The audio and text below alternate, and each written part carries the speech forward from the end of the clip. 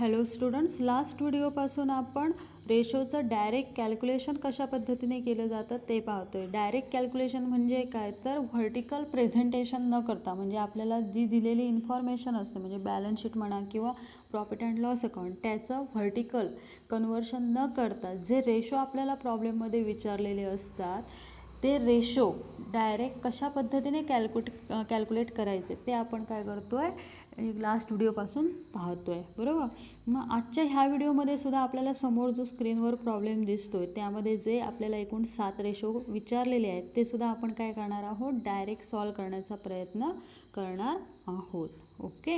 मग त्यासाठी आधी पहिल्यांदा प्रॉब्लेममध्ये आपल्याला कोणती इन्फॉर्मेशन दिलेली आहे की ज्याच्या आधारावर आपल्याला हे रेशो कॅल्क्युलेट करायचे आहेत, ती इन्फॉर्मेशन पहिल्यांदा समजून घेऊया. की त्या इन्फॉर्मेशनमध्ये आपल्याला जी बॅलन्स शीट दिली आहे पहिल्यांदा, ती बॅलन्स शीटमधले असेट अँड लायबिलिटीचे ॲटम जे आहेत ते आधी डिवाईड करून घेऊया की कोणत्या हेडखाली ते आपल्याला कशा पद्धतीने ट्रीट करावे लागणार आहेत ते. ओके. मग पहिल्यांदा असेट साईड बघूया. असेटमध्ये पहिला आयटम डेटर्स दिसतोय, जो आपण क्विक करंट असेट म्हणून ट्रीट करतो. Bills receivable quick current asset, cash and bank balance quick current asset, stock non quick current asset, other current asset quick current asset, preliminary expenses fictitious असेटचा item आहे जो आपण share holder fund म्हणून less करतो. Fix asset separately fix asset म्हणून treat होते. Prepaid expenses non quick current asset म्हणून आपण ट्रीट करतो. ओके, क्लिअर झालं आहे. आता लायबिलिटी साईड बघा. लायबिलिटी साईडला पहिला आयटम जो आपल्याला दिसतोय तो आहे इक्विटी शेअर कॅपिटल, जो शेअर कॅपिटल म्हणून आपण ट्रीट करतो. त्यानंतर 5% प्रेफरन्स शेअर कॅपिटल जे शेअर कॅपिटल म्हणून आपण ट्रीट करतो. त्यानंतर रिझर्व अँड सरप्लसच्या अंडर येतं. Profit and loss account reserve and सरप्लसच्या अंडर येतं. Creditors quick current liability, 5% debenture loan फंडमध्ये सेक्युअर लोन म्हणून ट्रीट करतो. त्यानंतर प्रोव्हिजन फॉर इन्कम टॅक्स हे आपण क्विक करंट लायबिलिटी म्हणून ट्रीट करतो. आता इथे प्रोव्हिजन फॉर इन्कम टॅक्सच्या अंडर खाली त्यांनी म्हटलं आहे करंट इयर, म्हणजे ही जी 20,000 अमाऊंट आहे प्रोव्हिजन फॉर इन्कम टॅक्सची ही करंट इयरची आहे. ओके. त्यानंतर bills payable quick current liability, bank overdraft non quick current liability, propose dividend quick current liability. Okay, एवढं क्लिअर झालं आहे. आता अदर इन्फॉर्मेशनमध्ये पहिला त्यांनी सेल्सची इन्फॉर्मेशन दिली आहे, ज्यामध्ये त्यांनी काय म्हटलं आहे, सेल्स ₹8 लाख आणि त्यापुढे ब्रॅकेटमध्ये म्हटलं आहे 80% ऑन क्रेडिट. आता जर 8 लाखाचे 80% कॅल्क्युलेट केले तर अमाऊंट किती येते, 6,40,000. म्हणजे हे जे 6,40,000 आहेत ते काय आहेत, तर क्रेडिट सेल आहेत. ओके, क्लिअर झालं आहे. त्यानंतर नेक्स्ट लाईनला त्यांनी दिलं आहे क्रेडिट परचेस किती म्हटलं आहे त्यांनी, 4 लाख सरळ दिले आहे. नंतर नेट प्रॉफिट बिफोर टॅक्स देताना NPBT दिलेला आहे. म्हणजे काय, तर नेट प्रॉफिट बिफोर टॅक्स ज्याची अमाऊंट किती आहे 60,000, ज्यातून आपण काय करणार आहोत, इन्कम टॅक्सची 20,000 अमाऊंट मायनस करणार. किती शिल्लक राहणार, 40,000. हे आपले काय असणार आहेत, तर net profit after tax. Okay, clear झालं आहे. त्यानंतर नेक्स्ट आता पुढे काय दिलं आहे त्याने, dividend on equity share 15,000. Equity शेअरवरचं डिव्हिडंड किती आहे, तर 15,000 आहे. ओके. आता ह्या इन्फॉर्मेशनवरनं आपण काय करणार आहोत, रेशो कॅल्क्युलेट करणार. मग रेशोसाठी कोणकोणते रेशो आपल्याला सांगितले आहेत, त्याचे फॉर्म्युला काय आहेत हे एकदा बघून घेऊया. पहिला जो आपल्याला रेशो सांगितला आहे लिक्विड रेशो म्हणजेच क्विक रेशो. सूत्र काय आहे, तर liquid asset divide liquid liability.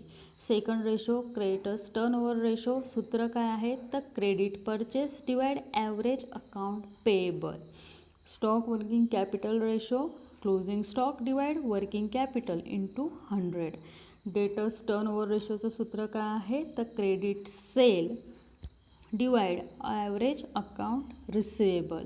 Okay. Capital gearing ratio सूत्र काय आहे, फिक्स इंटरेस्ट और dividend bearing security divide equity share capital plus reserve and surplus minus fictitious asset. Okay.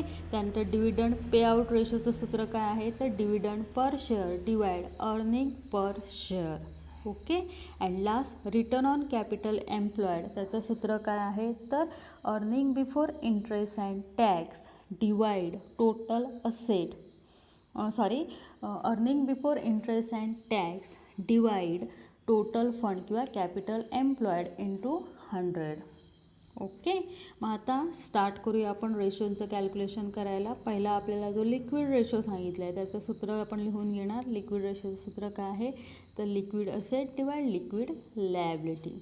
Okay. मग आता लिक्विड म्हणजेच काय तर क्विक असेट. मग क्विक असेटमध्ये येणारे आयटम कोणकोणते प्रॉब्लेममध्ये दिले आहेत बघा. कोणतं आहे डेटर्स आहे, बिल्स रिसिवेबल आहे, कॅश अँड बँक बॅलन्स आहे, अदर करंट असेट आहे. बरोबर. हे चारच आयटम हे क्विक करंट असेटमध्ये मोडणारे आहेत किंवा त्या कॅटेगरीतले आहेत. मग ते पहिल्यांदा आपण इथे लिहून घेणार. ओके. नेक्स्ट लाईनला क्विक करंट लायबिलिटी पाहिजे. आता क्विक करंट लायबिलिटीचे कोणते आयटम आहेत बघा. क्रेडिटर्स आहे, प्रोव्हिजन फॉर इन्कम टॅक्स आहे, बिल्स पेएबल आहे आणि प्रपोज डिव्हिडंड आहे. मग हे पहिल्यांदा लिहून घेणार आपण. ओके. कोणकोणते आयटम येणार ते. नेक्स्ट लाईनला काय करणार त्यांच्या अमाऊंट लिहून घेणार. ओके. त्याच्या नेक्स्ट लाईनला काय करणार आता ही जी आपण अमाऊंट लिहून घेतली पहिल्या लाईनला म्हणजे पहिली 68,000 काय आहेत आपले डेटर्स आहेत, बिल्स रिसिवेबल 12,000 आहेत, कॅश अँड बँक बॅलन्स 32,000 आहे, अदर करंट असेट 68,000 आहे. ह्यांची बेरीज केली तर किती येते 1,80,000. ओके. ही झाली आपली क्विक करंट असेटची टोटल.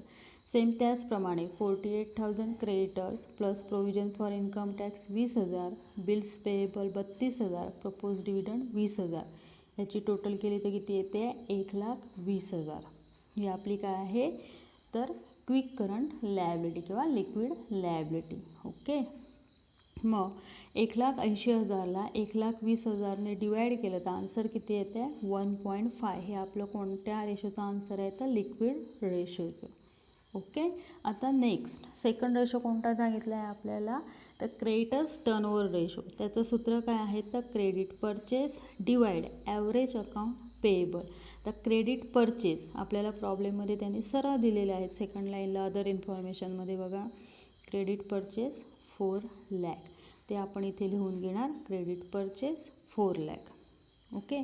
आता average account payable. Average account payable म्हणजे काय तर त्याच्यामध्ये क्रेडिटर्स आणि बिल्स पेएबलचा ओपनिंग आणि क्लोजिंग बॅलन्स आपल्याला लागतो. आता ह्या प्रॉब्लेममध्ये आपल्याला ओपनिंग क्लोजिंग बॅलन्स दिलेला नाही आहे. म्हणजेच काय तर दोन अमाऊंट नाही आहेत आपल्याकडे क्रेडिटर्स आणि बिल्स पेएबलची. तर एकच अमाऊंट दिसते आणि त्या अमाऊंट कुठे दिसत आहेत आपल्याला बॅलन्स शीटला. आणि बॅलन्स शीटला दिसणाऱ्या अमाऊंट या त्या पर्टिक्युलर आयटमचा काय असतो क्लोजिंग बॅलन्स असतो. ओके. आणि एक आयटम म्हणजे ज्यावेळी एखाद्या आयटमची एकच अमाऊंट दिलेली असते त्यावेळी आपण त्याचं काय काढू शकत नाही ॲव्हरेज काढू शकत नाही. त्यामुळे जी अमाऊंट दिलेली आहे क्रेडिटर्स आणि बिल्स पेएबलची तीच अमाऊंट ॲव्हरेज अकाउंट पेएबल म्हणून ट्रीट करावी आपल्याला लागणार आहे. ओके. म्हणजेच ॲव्हरेज अकाउंट पेएबल काय येणार क्रेडिटर्स प्लस बिल्स पेएबल. क्रेडिटर्सची अमाऊंट 48,000 आहे, बिल्स पेएबल 32,000 आहे. बेरीज केल्यानंतर किती येते 80,000. ते आपण काय म्हणून घेणार ॲव्हरेज अकाउंट पेएबल म्हणून. ओके. मग 4 लाख भागिले 80,000 केल्यानंतर आन्सर किती येते त्याचं 5. शब्द त्याला मी काय लावला आहे टाईम्स. कारण का हा रेशो कोणता आहे टर्नओव्हर रेशो आहे. ओके. क्लिअर झालं आहे. आता नेक्स्ट तिसरा रेशो बघूया. आता नेक्स्ट बघूया. नेक्स्ट कोणता रेशो सांगितला आहे आपल्याला स्टॉक वर्किंग कॅपिटल रेशो. त्याचं सूत्र काय आहे तर closing stock divide working capital into 100. आता क्लोजिंग स्टॉकची अमाऊंट प्रॉब्लेममध्ये आपल्याला सरळ दिली आहे. किती दिली आहे 38,000. बरोबर ना. आणि नेक्स्ट लाईनला वर्किंग कॅपिटल आपण कसं काढतो तर current asset minus current liability calculate करून. म्हणजेच काय तर इथे सगळे करंट असेटमध्ये क्विक आणि नॉन क्विकमध्ये येणारे सगळे आयटम आपल्याला काय करावे लागणार आहेत ॲडमध्ये घ्यावे म्हणजे त्यांचं ॲडिशन करायचं आहे. सेम त्याचप्रमाणे करंट लायबिलिटीमध्ये म्हणजेच क्विक करंट लायबिलिटी आणि नॉन क्विक करंट लायबिलिटी ह्याचे जे आयटम आहेत त्या सगळ्यांचं आपल्याला काय करावे लागणार आहे बेरीज करावी लागणार आहे. आणि ती इथे आपल्याला करंट लायबिलिटी म्हणून घ्यावी लागणार. मग आता आपण प्रॉब्लेमकडे जाऊया की प्रॉब्लेममध्ये करंट असेटचे म्हणजे क्विक आणि नॉन क्विक मिळून एकूण किती आयटम आहेत आणि त्याची टोटल आपल्याला ती घ्यावी लागणार आहे. मग आता करंट असेटचे कोणकोणते आयटम आहेत बघा debtors, bills receivable, cash and bank balance, stock, other current asset आणि प्रीपेड एक्सपेन्सेस. ओके, मग ह्या सगळ्या आयटमची आपण काय करणार, अमाऊंटची टोटल करणार, जी किती येते आपली 2,23,000. ओके, सेम त्याचप्रमाणे करंट लायबिलिटीचे बघूया आता कोणकोणते आयटम आहेत. करंट लायबिलिटीचे कोणकोणते आयटम आहेत, क्रेडिटर्स आहे, त्यानंतर कोणता आयटम आहे, इन्कम टॅक्स आहे, बिल्स पेएबल आहे, बँक ओव्हरड्राफ्ट आहे आणि प्रपोज डिव्हिडंड. ओके, एकूण 5 आयटम आहेत. ह्या सगळ्यांची टोटल केली ओके तर किती येते बघा, किती येते 1,42,000. मग 2,23,000 मधनं 1,42,000 मायनस केले तर किती येतात 81,000. हे 81,000 काय आहे आपलं वर्किंग कॅपिटल आहे. ओके, मग क्लोजिंग स्टॉक 38,000ला वर्किंग कॅपिटलच्या 81,000ने डिवाइड केलं इंटू 100 केलं तर आन्सर किती येतं आपलं 46.91%. हा आपला कोणता रेशो आहे, स्टॉक वर्किंग कॅपिटल रेशो आहे. ओके, क्लिअर झालं आहे. आता नेक्स्ट चौथा रेशो आपल्याला कोणता सांगितला आहे, डेटर्स टर्नओव्हर रेशो. सूत्र काय आहे त्याचं, credit sale divide average account receivable. Okay, आता क्रेडिट सेल आपण मगाशी ज्यावेळी प्रॉब्लेम बघितला त्याचवेळी क्लिअर झाला आहे की 8 लाख टोटल सेल आहे, पण तो त्याच्या 80% सेल हा क्रेडिट सेल आहे. मग 8 लाख इंटू 80% करून जी अमाऊंट येते 6,40,000 ही आपली काय आहे क्रेडिट सेलची अमाऊंट आहे. क्लिअर झालं. आणि ॲव्हरेज अकाउंट रिसिवेबल, मगाशी आपण ज्यावेळी ॲव्हरेज अकाउंट पेएबलचं कॅल्क्युलेशन बघितलं त्यावेळी आपल्याला कळलं आहे की ह्या प्रॉब्लेममध्ये फक्त क्लोजिंग बॅलन्स सगळ्या आयटमचे आहेच. म्हणजे जसं आपण ॲव्हरेज अकाउंट पेएबलचं कॅल्क्युलेशन केलं सेम त्याचप्रमाणे कोणाचं करायचं आहे आपल्याला ॲव्हरेज अकाउंट रिसिवेबल.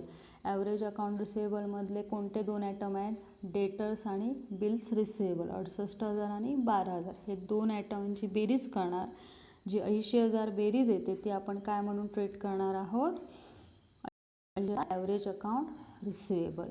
ओके, मग 6,40,000ला 80,000ने डिवाइड केलं तर आन्सर किती येतं आहे 8. पुढे मी टाईम्स हा शब्द लावला आहे. पुन्हा एकदा सांगते टाईम्स का लावतो आहे आपण, कारण हे रेशो म्हणजे टर्नओव्हरचे रेशो असतात त्यांचं आन्सर कशामध्ये असतं टाईम्समध्ये द्यावं लागतं किंवा दिलं जातं. ओके, आय होप तुम्हाला हे पहिले 4 रेशो समजले. उरलेले 3 रेशो आपण नेक्स्ट व्हिडिओमध्ये बघणार आहोत. ओके, चालेल मग, थँक्यू.